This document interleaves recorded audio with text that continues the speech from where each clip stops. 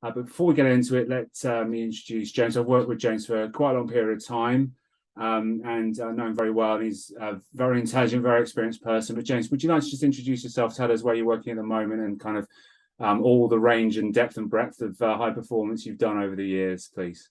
Yeah, thanks, Raph. Thanks very much for inviting me to chat, and thanks to Breakaway Data for the opportunity just to have such really great discussions around performance and explore new ideas. So from a personal point of view, currently I help as a founder and director of a clinic in Harley Street in London, where we look at everything from sports medicine to complex injury management. I also have founded an education company that hosts online education as well as face-to-face education, predominantly around physiotherapy, but also into performance and strength and conditioning. And then I'm the performance director for Andy Murray Tennis at the moment, where I support him and the rest of the team in trying to, again, look at performance-based solutions with a unique athlete with a metal hip, which is a unique and once in a lifetime sort of challenge. Historically, I was head of performance for Team GB for the Olympics for Rio, and did both Rio, Sochi, Pyeongchang, and then set a lot of strategy up for Tokyo. I was also very lucky to be awarded deputy chef de mission there, so more of a strategic leadership role.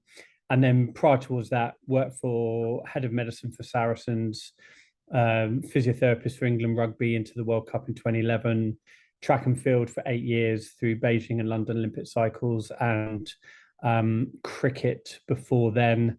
My background's physio with a master's in advanced physiotherapy, predominantly neuroscience and pain, and another master's in engineering in biomechanics. And that's me in a nutshell. So I've been working for about 26 years, and just privileged to try and lend some experience to this discussion. Yeah, very, very qualified, very experienced person, and we've been lucky enough to work together on a few projects and around a few athletes and teams as well, and it's always been fun. So, James, let's get into this conversation, please. When we were having the discussion in the group last month, you told a story about profiling players and how important it was to understand the sweet spot, and you were talking about that coming from a medical point of view, actually, and the person in the room with that sort of clinical brain.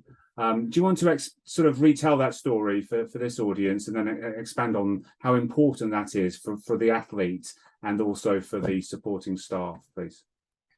Yeah, no, it's a great question, Raph. I mean, so I think we have to go back, and we were probably looking at issues in athletics when you and I worked together, and you and I worked together with a couple of really successful athletes, but we had a number of very talented athletes that were periodically successful but weren't sustainably successful.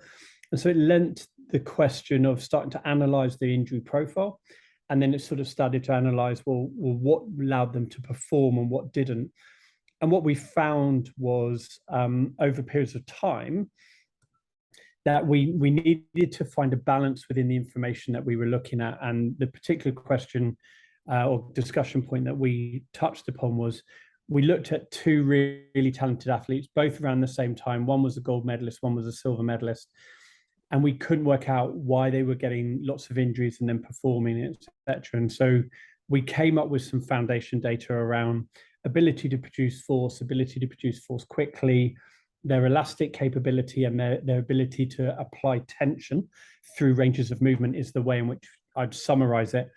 And what we found was, when we broke the data down that way, that athlete with the gold medal could produce a lot of force and had a lot of tension through a big range of movement, but was not very elastic and couldn't produce force quickly. But the other athlete was able to produce a lot of force very quickly and was very elastic, but couldn't produce a lot of force, as in max force output, and tension through large ranges wasn't. So they were completely opposite ends of the spectrum, but their outcome was the same.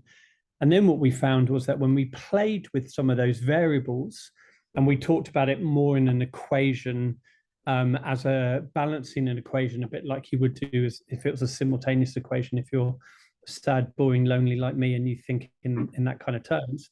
And we either took things up or took things down, that we could either increase performance or reduce or increase risk of injury. And there's certain sort of metrics that you needed to use that with the decision making. And it came back to, in medicine, we would always go, okay, well, if you're injured, there must be a problem there. So we've got to go away and correct that problem and restore it.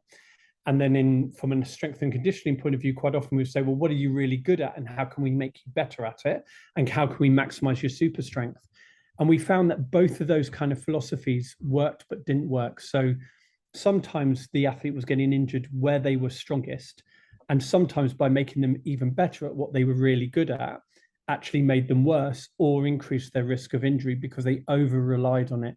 And you weren't getting this balance right within that kind of equation. So you were going out with a bandwidth, if you may. So it's finding that bandwidth within each of those variables and then across all of those variables that allowed us to then come up with, what would have been could easily be determined as an internal sweet spot, as opposed to if we're going down the acute chronic work rest ratios of the Tim Gabbett sort of sweet spot, which is predominantly more of an extrinsic or an external workload kind of basis. And that's kind of really where it came from. That was also sort of predicated by the fact that we found, or when you assess in medicine, if you've got a problem with the knee, you always want to clear the joint above and below. So you want to clear the hip and you want to clear the foot. So, and the way we would think about that is the knee would almost be what we define as a kinetic pair. The foot, knee, hip is obviously your kinetic chain, but then you've also got to look at the kinetic system, which will be everything from the head to hand and shoulder all the way down to the foot. And once we started profiling athletes in that way, we found, and we did this with a very famous English footballer who's captain England, who kept getting recurrent sort of hamstring groin pain. When we profiled him, his hamstring and groin area was by far his most efficient, let's say, performance area. His knee was functioning exceptionally well. His hips were functioning exceptionally well. But when you looked at his feet and you looked at his trunk and his spine, they were very, very inefficient.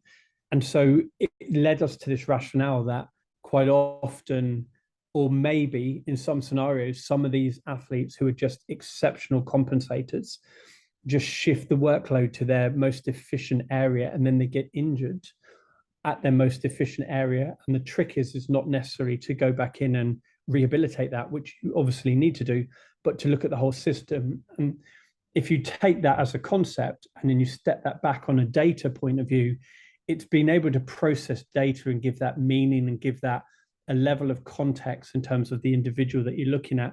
Otherwise, the bias in your thinking would always be to go down the injury profile, which is obviously my background clinically, or go down the super strength profile from a performance S&C point of view. And that's kind of where we led for this. So how can we take that data and use that to understand the sweet spot and understand where we need to go from both performance and injury risk? Okay, you brought it back to, I was going to ask you a follow-up to sort of to make that point about how you brought it back for someone who isn't from that clinical background and doesn't understand profiling. But to summarize what you've said, the profile became about creating balance and thinking holistically rather than either trying to solve a deficiency per se or try to increase a quality or a capacity.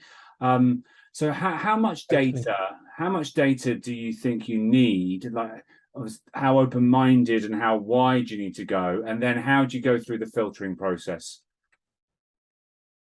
and get rid of what you don't need? I think. Yeah, I mean, I think a lot of that, pragmatically comes down to who are you working with, how much time have you got, etc. But from a non-pragmatic point of view, I think it all comes down to what question you're trying to solve and what question are you asking, really. So that may well be, and that question might shift. And certainly with some of the athletes that we've profiled over time, it hasn't always been around injury risk or injury profile because they've been fairly resilient, but it's around mechanics and some of those other elements. And so I think you can subtly shift that data on the filter depending on the question that you're really trying to ask. So I think there's a broad-based metric of this is, I think you need to develop a system of, this is how we collect data, this is where it sits within its individual bucket, and then how do we process that data across different buckets and look at the interrelationship as we bring in different variables into the data stream to look at how that information interacts. So if you're looking, complex systems sort of processing as a way of looking at the way in which it interacts. But again, it's always got to come back down to what's the initial question, and then you filter it accordingly to the question and have some bias, which is how you can then add more meaning to that information you're looking at, I think. Okay, so that's really interesting, and so and when you say question, just to bring that to life for the listener, can you? I think what you've said there is that you can tailor the metrics you use or the data and the technologies that you're assembling around it, based on the performance or the clinical question that you're asking. Can you just give us an example of potential differences? Because I think that it does bring up something interesting, that there's quite often a set of stuff that everybody does these days in applied sports science. There's kind of perceived norms, and people aren't necessarily thinking about what is the performance question for this context, for this athlete or for this team. So I think it's really interesting you brought that up, and I'd just like you to expand on it and give us an example if you can. Yeah, so I think there's a broader based question of how do I make this athlete faster, or how do I, as we used to say in the Olympic world in rowing, how do I make the boat go faster? But the boat could be a single scull, or the boat could be an 8-man sweep team, in terms of trying to propagate and generate more power. We could then go down into individual kinematics with an athlete of, is it the ankle foot, is it the knee, is it the hip? Now, I could look at, someone could have recurrent ankle foot based issues, and their ability to have a foot contact time that is, if we go back to the athletics world or where we were, that is appropriate enough to produce speed and power versus the Achilles tendon overload. And we can look at that in isolation and say, well, is it the tendon that's been overloaded? Is the muscle function? Is the joint range? Is it the technical running that's going there? But we could also expand that further and say, well, maybe the quads are too strong and they're overloading the Achilles. And certainly we've seen that with some of our best track and field athletes in the past. And that's a question that is not normally asked in terms of the quad to calf ratios. Like, you certainly see quad to hamstring ratios, but a quad to calf ratio isn't something that's commonly out there. Now, that can be both performance and that could be injury related. Now, that question can move, and that question is around, how do I make this athlete faster and how do I reduce risk of injury? So I think you've got to go through a series of questions, would be my ultimate comment, and start to filter that down. And that's, I would almost argue, that's just a scientific process of what's my wider base, what's my outcome base, and then how do I drill that back down, and how do I keep asking myself a question as I go to see whether, have I got an answer there that solves this? And if not, then I need to go to the next layer, and I need to go to the next layer, and you can work it out that way. Does that answer it? As that's no, it's good. And I think what would be interesting is for you to expand. So my follow-up question is, as you're going through those layers of questions, where are you really keen to add another metric or use a piece of tech to gain another number, a piece of data, and where are you happy not to, or cautious about doing so? So I think the first point is just, which I probably didn't make clear, is I think that question and formulating those questions is much better done in a group. And ideally where one's leading, but where you've got different input, because I think everyone sometimes problem solves and looks at things in different ways. And so if you can do that together, that makes a difference. And certainly when we were in the intensive rehab unit, where we had S&C coaches, physios, soft tissue, physiologists, doctors, psychologists, bringing in all of their bits of information over a question may well then shape where the next question goes. So I think it's pulling that in terms of asking the data point. In terms of that, for me personally, I would always want as much facts as I can get. Now, then the next part is when is that fact relevant or not? Now, just because you've got lots of information doesn't mean you need to use it all, and doesn't necessarily mean more information is better.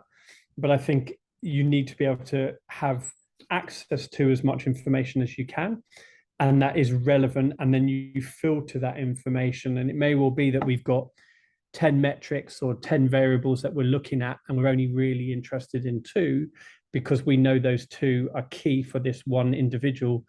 But you might take those 10 variables and go to another individual, and it's a different 2, or it might be 3 that you then want to look at. And that changes your perspective. So, but if you don't have that information, you've always filtered down one channel, and it's always the same 2 out of 10 that you're looking at for a 100-meter sprinter. Well, not all 100-meter sprinters move the same way. If you look at the 10 best for the last 20 years, none of them move exactly the same way. They might have similar outcomes, as in they all run 9.8 or whatever sort of time we want to put down to it, but how they get there is different. When they hit top speed, what their speed endurance is, what the acceleration mechanics are like, what their foot contact time is like, it's all different, but the outcome's the same. So, can I get you sub 10 seconds? How do I get you sub 10 seconds? Where's your strength? Where's your background, right? How do we break that down into regions, into joints, into which disciplines can then help in each area? They're the kind of ways in which I'd filter down those questions off the back of that. Okay. That's good. So to summarize, thinking quite holistically about the profile, gathering as much information as possible, getting good metrics and data, but then with experience and context and working with the athletes or the team context, you get it down to like a real high priority list. That's nice. So just expanding on your team point, maybe you got a story or an example or something that you believe in terms of trying to build a really clear shared understanding of an athlete and how data can play a role in that and the profiling that you're talking about. Yeah, no, it's fascinating. So, I remember us having this conversation along with a great physio we worked with called Matt Lancaster back in, this would have been around 2006. And we talked about much more around shared decision-making.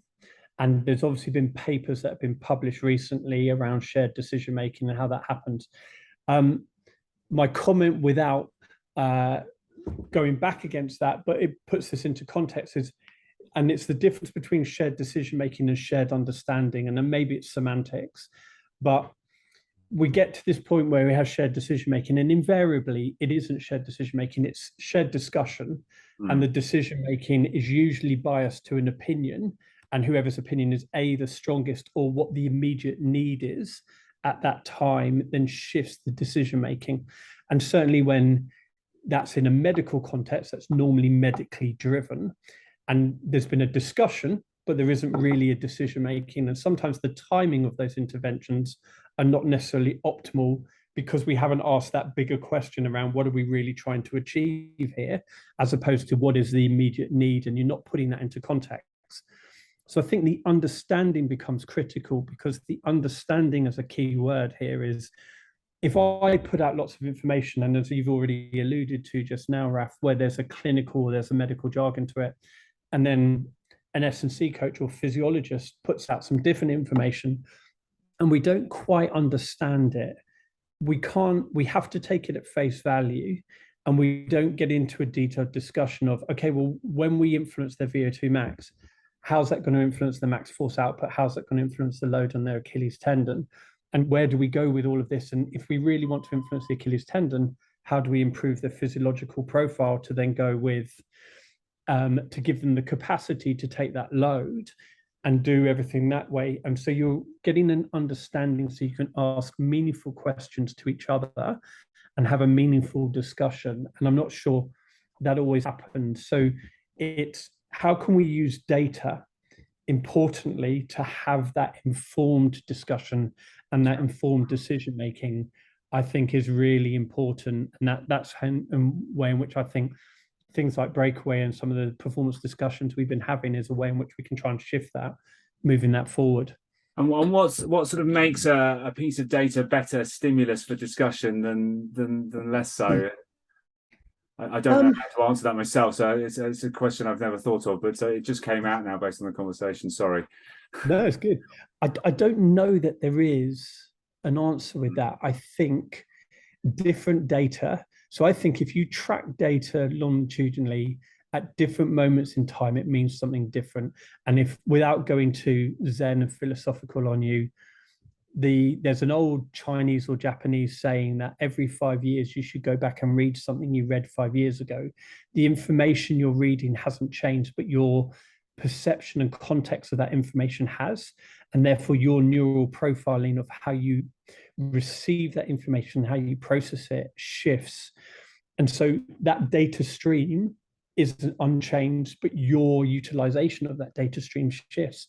And that's where I think that then pulls everything back around towards the understanding, the question, the discussion, and the evolution or the progression, because evolution has a slightly random underpinning to it, but the progression of that information over a period of time, and the progression of how you think about information over a period of time, which is based on your experience and your exposure, is critical in terms of really developing your ability to use that data in a meaningful manner. Yeah, it's making you analyze and think and discuss things carefully is what I'm hearing. Any advice for people based on your experience, the people that you teach and mentor to, and the people that you've worked with? Any advice on things that can go wrong, or the poo traps, if you like? Yeah, I mean, I think it's the simple. So again, I just went back and read a brief bit of summary on some old notes I made, which is quite ironic considering the statement I've just made, on a book done by Taleb on Fooled by Randomness and on the Black Swan event. And in essence, he was part of stock market and futures trading, I believe, top of my head. And he talks in terms of information, and we get lots of information on social media at the moment and or data that's out there, which we've got access to so much. But the nature of it is that we simplify it in order to make it more digestible. And therefore we filter out a lot of the noise in that information. And it's being aware of the noise, being aware of actually how complex some of the data can be, and that sometimes we do need to simplify it so that we can process it and so we can communicate it, but not forgetting the underpinning of that complexity, and being comfortable that there is noise in the background and not necessarily needing to filter it, but also being comfortable with simple, well-structured decision making in terms of what you're doing. And what Taleb would say is all the information you filter from the financial markets is actually, he's got a very stoic, methodical system that he goes through to try and help him manage the noise and manage the complexity of data so that he can just analyze the data in the right context. And I think that's the thing, is not getting caught up with, the instant, this information will solve this and this information will do that, because invariably there's lots of complexity and there's lots of noise around it. But being able to see sometimes the simplicity, but be aware of the complexity, I think is where people go wrong. And maybe based on what you've said previously, it's have the range and look at everything for a bit, learn to prioritize and make it simple so it's usable, but don't reduce it so much that it becomes dumb, essentially. So constantly challenge your bias around zooming in and zooming out on information and data. And we do that clinically when we're trying to assess for problems, but you need to do that with data when you're looking at it. This is my bias, I'm going to zoom in, but I'm going to put a checks and balance in place to eliminate my confirmation bias, to force me to zoom back out again and look at it in the wider context and make sure I'm looking at it in the right way. Yeah, that's really interesting how the clinical decision-making and experience, I think, can transfer over to performance science and coaching. So that's great. So just to finish up, James, where do you think it's going? What are the trends for data? And I'm happy for you to stay in the clinical realm. What would you like to see happen? Oh, good question. Where do I think it's going? I've got absolutely no idea, in the sense that I think wherever I think it's going in a couple of months' time, it's probably going to shift, because there's just so much advances all the time, and just things that we didn't think were possible are now possible, etc. I think, where would I like it to go? I think it's being able to in real time, because I think your ability to collect data and process that, as I said earlier, with the pragmatic sort of component, is really down to your resources and what you have. So, but I think if you make this all machine learning and or AI, in that instance, like let's say it's like a Watson style process, you lose that context and you lose that filter. And so I think what you need is you need the expert clinician or practitioner in S&C or performance or coaching that's got that expert eye. And the bit that we sometimes lose is the art within the science of, I see this or I feel this, and athletes do it because they feel certain scenarios and they gut.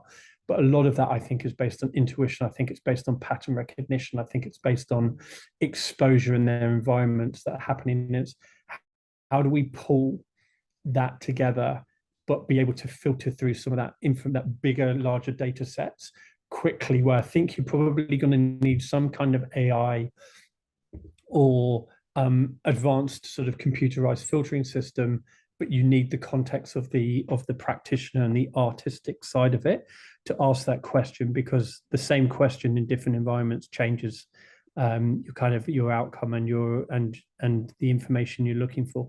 Yeah, that's great. I think that's the power of the computing and 5G and the mobile phone and everything that we have available to us means that we've got fast turnaround time, and therefore data that would normally be a PhD project for us when we were at school is now now feasible with a fast turnaround time. So we've got that convenience. Data can become more useful, but I think the key theme that I'll sort of end on for this conversation is data is to stimulate you, make you think, make you examine what you're doing, and make you be smarter. So let's make sure it stays that way, I think is what you were saying there. So that's really nice, James. Thank you very much. Enjoy that again. And thanks for sharing your experience. You're welcome, buddy. Thank you very much for having me on, and thanks to BreakAway. It's been great so far. So here's to further conversations. Excellent.